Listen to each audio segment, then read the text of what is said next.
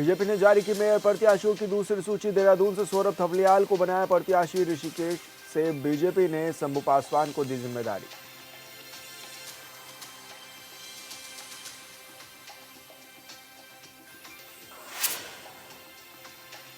कांग्रेस ने जारी की मेयर प्रत्याशियों की तीसरी सूची। देहरादून से वीरेंद्र पोखरियाल को बनाया प्रत्याशी। हरिद्वार से अमरेश वालियान पर जताया भरोसा।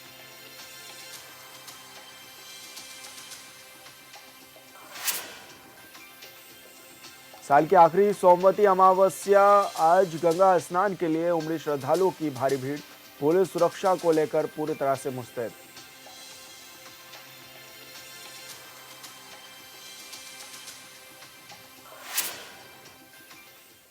नमस्कार, हून टीवी देख रहे हैं आप। मैं हूं आपके साथ विशाल गर्ग। बड़ी खबर का रुख करेंगे। देहरादून से बड़ी खबर मिल रही है। सीएम धामी से मिले मेयर प्रत्याशी सौरभ थपलियाल।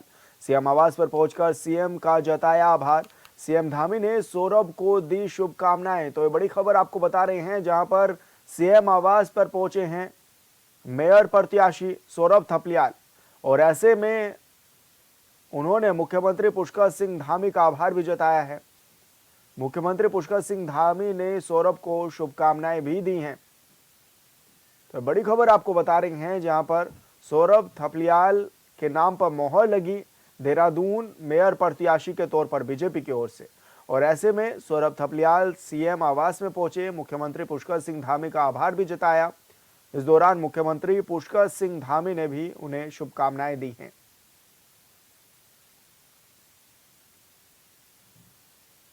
तो बड़ी खबर आपको बता रहे हैं, जहां पर सौरभ थपलियाल पहुंचे हैं सीएम आवास।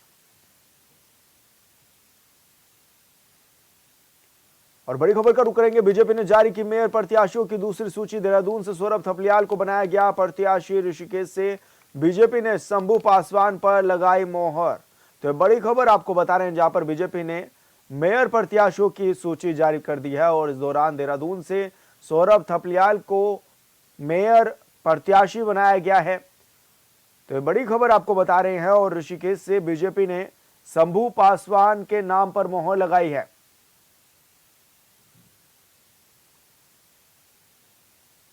और संवाददाता अरुण सैनी हमारे साथ फोन लाइन पर जुड़ गए हैं। अरुण, क्या कुछ जानकारी मिल रही है? बीजेपी की लिस्ट आ गई है और ऐसे में थपलियाल के नाम पर भी मोहर लगाई है। हालांकि हॉर्नबिल टीवी पहले भी दिखा चुका है अपने दर्शकों को कि इन नामों पर मोहर लग सकती है।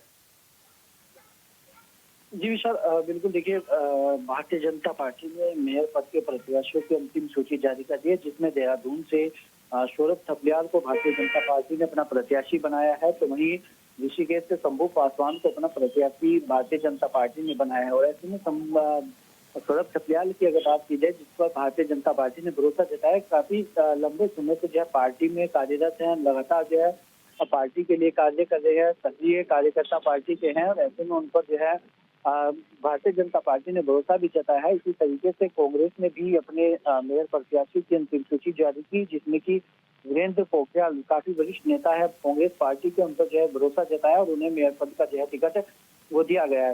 तो इस तरीके से अब आज जो है दोनों ही कैंडिडेट अपने अपने नॉमिनेशन करेंगे।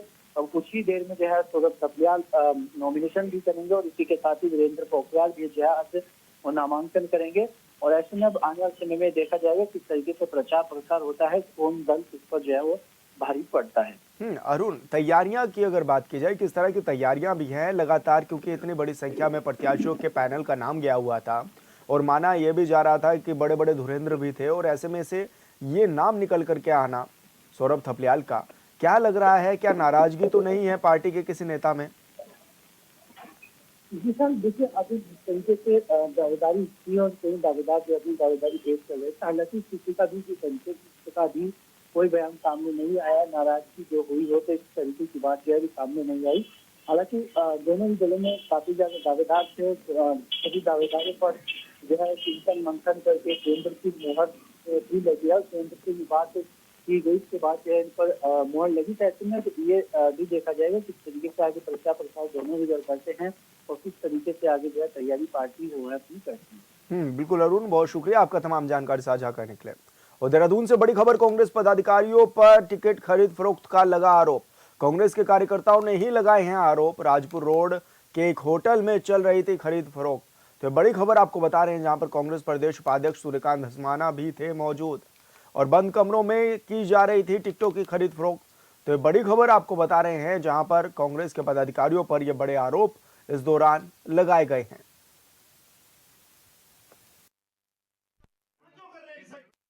नमस्कार दोस्तों, और हमें इस वक्त कांग्रेस भवन में और वार्ड 82 से हम उम्मीदवार हैं। हमारा नाम लिस्ट में भी है और लिस्ट में आने के बाद भी हमें जो है सिंबल नहीं दिया गया है और होटलों में टिकट बेचे जा रहे हैं, जिसकी वीडियो रिकॉर्डिंग मेरे मोबाइल में है। और ये जो सिंबल है वो बेचने में महानगर अध्यक्ष जी जो हैं गोगी भाई और करण मेहरा जी प्रदेश अध्यक्ष जी और बहुत बड़े बड़े जो नेता हैं उनका नाम सामने आया है। जबकि सुबह हमारा जो सिंबल है वो क्लियर हो गया था। लिस्ट हमारे पास है, हमारे फ़ोन में भी है, ऑनलाइन जो पीसीसी की साइट में भी डली हुई है। और अब हम इसका विरोध कर रहे हैं और हम बैठ रहे हैं कांग्रेस भवन में धरना प्रदर्शन में, और हमारा नाम सिंबल में है। इसके बाद भी जो है हमें टिकट नहीं दिया जा रहा है। और संवाददाता योगेश आर्य हमारे साथ फोन लाइन पर जुड़ गए हैं। योगेश, क्या कुछ जानकारी मिल रही है, किस तरह के गंभीर आरोप अब लगाए जा रहे हैं पदाधिकारियों पर? हाँ देखिए विशाल, बिल्कुल कांग्रेस पार्टी के जो कार्यकर्ता है उनकी ओर से जो है गंभीर आरोप लगाए गए हैं। उन्होंने कहा, उनका कहना है कि उन्होंने जो है पार्टी से टिकट की मांग की थी और उसमें उनका लिस्ट में नाम भी आ गया था, लेकिन उसके बाद अचानक से उनका नाम हटाकर किसी और को टिकट दे दिया गया है, सिंबल किसी और को दिया गया है। उन्होंने कहा कि वो वार्ड 82 से जो है अपने टिकट की मांग कर रहे थे, लेकिन जब उन्हें टिकट नहीं मिला उनका जो है अब किसी और को दे दिया गया है, तब वो होटल में पहुंचे, जहाँ पर जो है इस तरह का मामला सामने आया है कि वहाँ पर प्रदेश उपाध्यक्ष और जो महानगर के अध्यक्ष गोगी जी हैं वो भी इसमें वीडियो में शामिल है, जो वीडियो वायरल की जा रही है। जो उसमें आरोप लगाया जा रहा है कि वहाँ पर जो है टिकटों की खरीद फरोख्त चल रही थी और उसमें जो है बड़े पैमाने पर जो है इस तरह का कार्य किया गया है। और वहाँ पर काफी देर तक जो है दोनों के बीच जो है गहमा गहमी का माहौल भी रहा और वहाँ पर तमाम तरह के आरोप लगाए गए और वहाँ पर वीडियोग्राफी की गई, जिसमें जो है कार्यकर्ता और जो है प्रदेश जो उपाध्यक्ष है और महानगर अध्यक्ष है वो उनको रोकते हुए नजर आए। लेकिन उसके बावजूद उन्होंने कहा कि लाइव किया जा रहा है, इसका पूरा पर्दाफाश किया जाएगा। और इस तरह से अब कांग्रेस मुख्यालय में जाकर युवक ने वीडियो बनाकर जो है जिस तरह से गंभीर आरोप लगाए हैं, तो निश्चित तौर पर जो है कांग्रेस पार्टी की मुश्किलें बढ़ना तय है। और देखिए बड़ी पार्टी है और ऐसे इस तरह के मामले अगर सामने आते हैं तो निश्चित तौर पर आने वाले कल में होने वाले चुनाव में जो है इसका प्रभाव पड़ सकता है और जो सत्ताधारी पार्टी है वो इसका फायदा उठा सकती है। तो निश्चित तौर पर जिस तरह से वीडियो आई है इसमें जो है तरह तरह के सवाल जो है उठ रहे हैं और साथ ही साथ जो है तरह तरह की चर्चाओं का बाजार भी गर्म है। जी योगेश, ऐसे में पदाधिकारियों की ओर से भी कोई बयान सामने आया है कि आखिर वो क्या कर रहे थे वहां पर होटल में?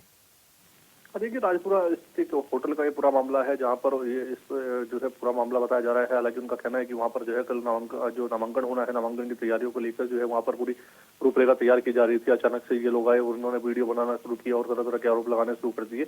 लेकिन साथ ही साथ जो एक प्रवक्ता है उनका कहना है कि ये इन लोगों को पहले टिकट दिया गया था, लेकिन उसके बाद कुछ लोगों ने विरोध किया कि ये लोग जीत नहीं पाएंगे और इसलिए जिताऊ प्रत्याशी के चलते जो है फिर नाम बदला गया और नाम बदलने के बाद जो है दूसरे व्यक्ति को टिकट दिया गया है। लेकिन जो है जिस तरह के आरोप लगा रहे हैं ये आरोप निराधार है। जी बिल्कुल योगेश, बहुत शुक्रिया आपका तमाम जानकारी साझा करने के लिए। और चमोली से बड़ी खबर, जिले में अगले 24 घंटे में हिमस्खलन की चेतावनी। 3000 मीटर ऊंचाई वाले क्षेत्रों में हिमस्खलन का ऑरेंज अलर्ट रक्षा भू सूचना विज्ञान अनुसंधान प्रतिष्ठान ने जारी की है चेतावनी। सूचना मिलते ही अलर्ट मोड पर पुलिस प्रशासन, पर्यटकों को चमोली में हिमस्खलन की दी जा रही जानकारी। तो ये बड़ी खबर आपको बता रहे हैं, जहां पर हिमस्खलन की चेतावनी दी जा रही है और ये कहा गया है कि रक्षा भू सूचना विज्ञान अनुसंधान प्रतिष्ठान की ओर से कि हिमस्खलन हो सकता है अगले 24 घंटे में। और सूचना मिलते ही पुलिस प्रशासन अलर्ट मोड पर है और ऐसे में जो पर्यटक बड़ी संख्या में पहुंच रहे हैं चमोली, उनको जानकारी भी दी जा रही है कि हिमस्खलन की जो चेतावनी है वो जताई गई है कि हिमस्खलन हो सकता है चमोली जिले में और अगले 24 घंटों के लिए ऑरेंज अलर्ट भी जारी किया गया है। तो बड़ी खबर आपको बता रहे हैं, जहां पर 3000 मीटर ऊंचाई वाले क्षेत्र में हिमस्खलन का ऑरेंज अलर्ट भी जारी किया गया है। मौसम खराब हो गया,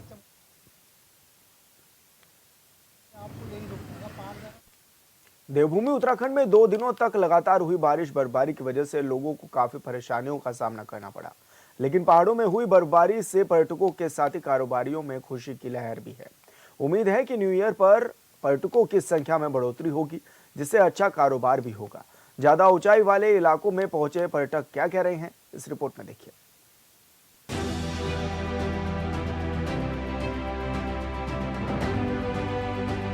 हिमालय आज उत्तराखंड में नए साल से पहले मौसम ने पर्यटकों को खुश कर दिया है। नए साल का जश्न मनाने उत्तराखंड आ रहे पर्यटकों को भरपूर बर्फबारी देखने के लिए मिल रही है। चमोली के ओली और जोशीमठ में पहाड़ों पर सफेद चादर है, जिसे देखने के लिए देश दुनिया से सैकड़ों की संख्या में पर्यटक दोस्तों या परिवार के साथ पहुंच रहे हैं। दरअसल नए साल के मौके पर उत्तर प्रदेश, हरियाणा और दिल्ली के साथ साथ अन्य प्रदेशों से भी पर्यटक उत्तराखंड पहुंचते हैं।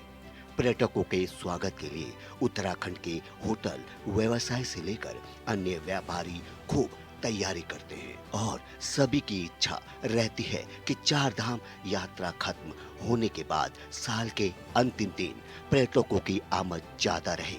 बर्फबारी को लेकर भी स्थानीय लोगों के साथ साथ पर्यटकों की रुचि रहती है। भारी बर्फबारी के बीच चमोली के जोशीमठ से डराने वाली सूचना आई है। करीब 50 घंटों से चल रहे पश्चिमी विक्षोभ और येलो अलर्ट के जबरदस्त असर के बाद रविवार को सीमांत क्षेत्र जोशीमठ में भारी बारिश और बर्फबारी थम गई, लेकिन अब इन बर्फ से ढके ऊंचे पहाड़ों पर एवलांच के रूप में नया खतरा मंडरा रहा है और ये खतरा चमोली जनपद के 3000 मीटर से ऊंचे इलाकों में है।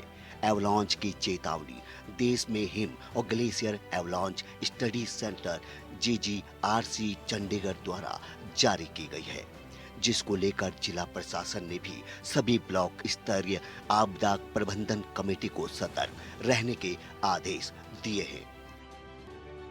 इधर 2 दिनों के बाद ही सही सीमांत क्षेत्र जोशीमठ में दिन में शुरुआत चटक गुनगुनी खिली धूप के साथ हुई। खुशनुमा मौसम के चलते रविवार को एक बार फिर से आम जन जीवन पटरी पर लौट आया। सुबह से नगर क्षेत्र में लोगों ने बंद कमरों से बाहर निकलकर सर्दी के सितम के बाद धूप का आनंद लिया, तो ग्रामीण क्षेत्रों में बर्फबारी के बाद दिन की शुरुआत अपने पशुधनों के जंगलों में घास चारा पत्ती लेने जाने से हुई। बर्फबारी के बाद अब चटक धूप खिलने से ऊंचाई वाले इलाकों में हिमस्खलन का खतरा बढ़ गया। वहीं क्षेत्र के 3000 मीटर से आगे के ऊंचाई वाले इलाकों में जिला प्रशासन ने एवलांच आने की संभावना के चलते अलर्ट जारी किया हुआ है। 2 दिनों तक जमकर हुई बर्फबारी की वजह से ओली में पर्यटकों ने चेयर लिफ्ट से ही बर्फबारी के खूब मजे लिए। पर्यटकों ने बर्फबारी देखने के साथ साथ horse riding, fun skiing, ATV bike ride, snow scooter, tyre tube riding सहित गोरसो बुग्याल की वादियों तक स्नो ट्रैकिंग का आनंद लिया। स्नो के शौकीनों ने भी क्लिप टॉप होटल के सामने स्लोप पर जमकर स्कीइंग के मजे लिए। पहली बार बर्फ देखने ओली पहुंचे पर्यटकों को बर्फबारी देखने को मिली तो वो खुशी से झूमने लगे। ओली क्षेत्र में बढ़ते पर्यटकों की आमद से दिन भर विंटर डेस्टिनेशन ओली पर्यटकों से गुलजार रही। किसानों के लिए भी फायदेमंद है। जो हमारे सेब के बगीचे होते हैं, जो हमारी खेती होती है, उसके लिए भी बारिश और बर्फबारी बहुत ज़रूरी होती है। और दूसरी तरफ देखें तो हम लोग पर्यटक यहाँ होली में आते हैं, बर्फ़ का दीदार करते हैं, यहाँ पे जो स्नोफॉल होता है उसको एंजॉय करते हैं। तो टूरिस्ट के लिए भी ये बहुत महत्वपूर्ण की बर्फबारी जो होगी वो भूमिका निभाएगी। GMVN ओली के चेयरलिफ्ट इंचार्ज RP डिमरी ने बताया कि ओली में अच्छी बर्फबारी देखने को मिल रही है। शुक्रवार को ही करीब 1150 पर्यटकों ने चेयरलिफ्ट से ओली की हंसी वादियों का दीदार किया। वहीं निचले इलाकों में रुक रुक कर हुई बारिश की वजह से तापमान में भारी गिरावट आई। जोशीमठ नगर क्षेत्र के ऊपरी पहाड़ियों में हो रहे हिमपात और निचले इलाकों में हुई बारिश के चलते पूरा जोशीमठ नगर क्षेत्र शीतलहर के आगोश में है। पर्यटन कार्यालय में काफ़ी खुशी का माहौल है और टूरिस्ट काफ़ी खुश हैं कि इनको यहाँ पे बर्फबारी देखने को मिली है और ये काफ़ी लंबे टाइम बाद ऐसा स्नोफॉल देखने को मिल रहा है। प्रदेश के 3000 मीटर से ऊपर के पहाड़ों में ज्यादातर इलाकों में बर्फबारी हुई और अब इसे लेकर प्रशासन भी अलर्ट मोड पर आ गया। Bureau report hornbill TV. का चुनाव के लिए जारी नॉमिनेशन के बीच एनओसी जारी करने को लेकर बड़ी गड़बड़ झाला सामने आया है, जिसको लेकर कांग्रेस के वरिष्ठ नेता और चकराता विधायक प्रीतम सिंह नगर निगम पहुंचे हैं। उन्होंने बीजेपी पर आरोप लगाते हुए कहा है कि अगर किसी को लोकतंत्र में हराना है तो चुनाव लड़कर हराए, न कि किसी को चुनाव लड़ने से रोक दे।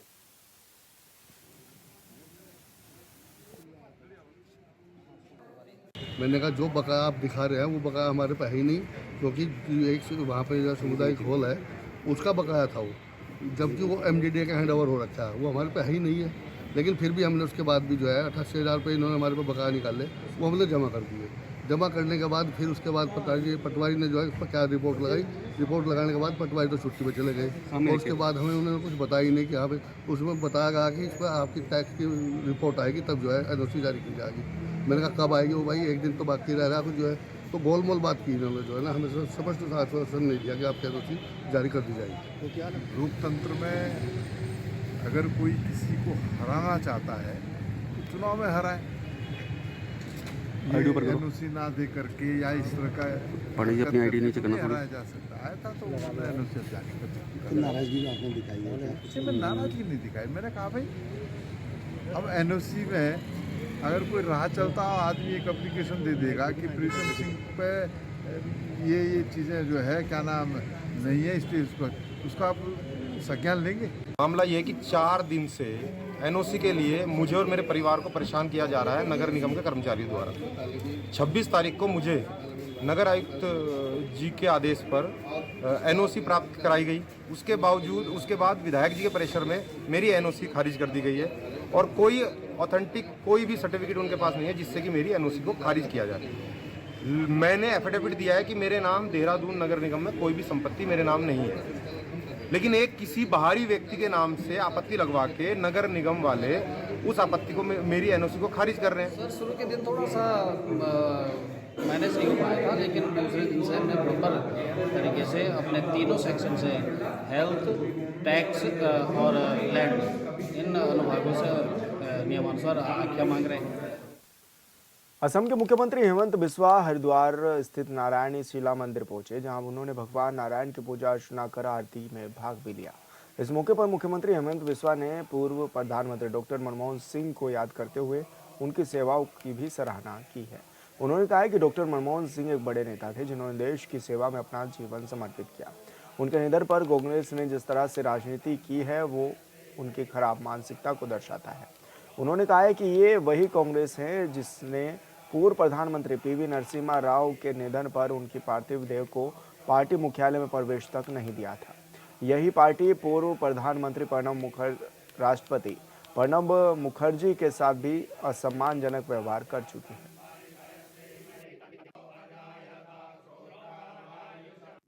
जो कांग्रेस ने पॉलिटिक्स किया है ये एक्चुअली उनका एक बहुत ही खराब मानसिकता को प्रदर्शन करते हैं। कारण क्या है, यही कांग्रेस पार्टी जो पार्टी ने पीवी नरसिम्हा राव की बॉडी को पार्टी का अंदर आने नहीं दिया, प्रणब मुखर्जी जी को असम्मान किया और जब प्रधानमंत्री होते हुए मनमोहन सिंह जी को राहुल गांधी जी ने कितना अपमान किए थे ये तो पूरा पब्लिक डोमेन में है। तो कांग्रेस पार्टी का अभी पॉलिटिकल कोई मुद्दा नहीं है, कोई इशू नहीं है। हरिद्वार के इरकी पौड़ी पर सोमवती अमावस्या के पावन अवसर पर श्रद्धालुओं का सैलाब उमड़ पड़ा है। सुबह से ही हजारों लोग गंगा में आस्था की डुबकी लगाते हुए नजर आ रहे हैं। श्रद्धालु गंगा स्नान कर अपने पितरों की शांति के लिए तर्पण और दान पुण्य भी कर रहे हैं। वहीं प्रशासन ने भी इस भीड़ को संभालने के लिए खासा इंतजाम किए हुए हैं।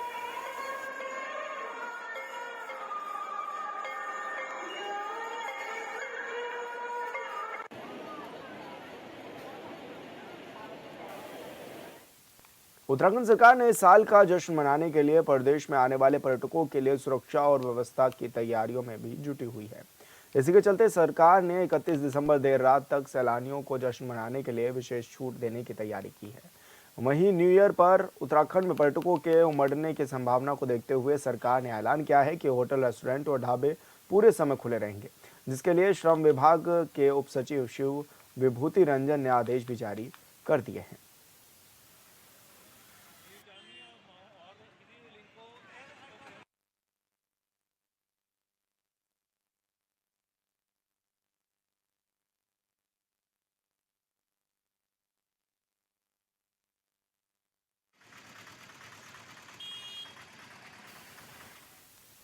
भगवानपुर नगर पंचायत के वार्ड संख्या 8 से नामांकन करने के बाद आकाश ने पत्रकारों से बातचीत की। उन्होंने कहा कि पिछली बार जो भी सभासद बने थे उनसे जो उम्मीद जनता ने की थी वो उस पर खरे नहीं उतर पाए। 5 साल में विकास का पहिया रुकने से जनता परेशान रही। उन्होंने कहा है कि इसलिए इस बार हम विकास का मुद्दा लेकर जनता के बीच जाएंगे और जनता की बात भी सुनेंगे।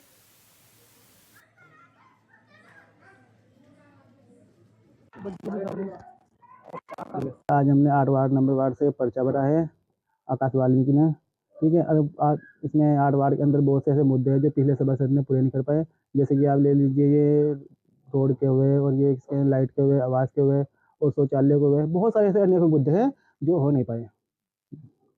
इसके बीच में जो पिछले सभासद ने ये जो वादे किए थे, ये भी वादे पे धरातल पे नहीं उतरा पिछला सभासद।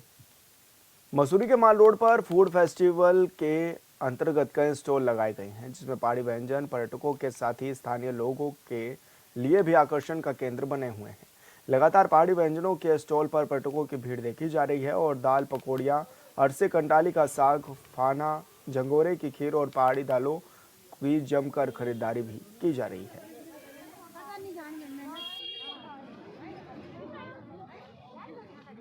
आज ये पहाड़ी खाना टेस्ट किया और बहुत ही अच्छा लगा और बहुत स्वादिष्ट था, सबको बहुत पसंद आया। आपके साथ जो लोग आए हैं उन्होंने भी मेरे साथ पूरी फैमिली है, सबने खाया और बहुत दिल से खाया। क्या क्या चीज़ें खाई आपने? किस तरीके की? हमने खाया ये बड़ा इसको दाल की पकौड़ी खाई चटनी के साथ, जो कि बहुत ही स्वादिष्ट थी।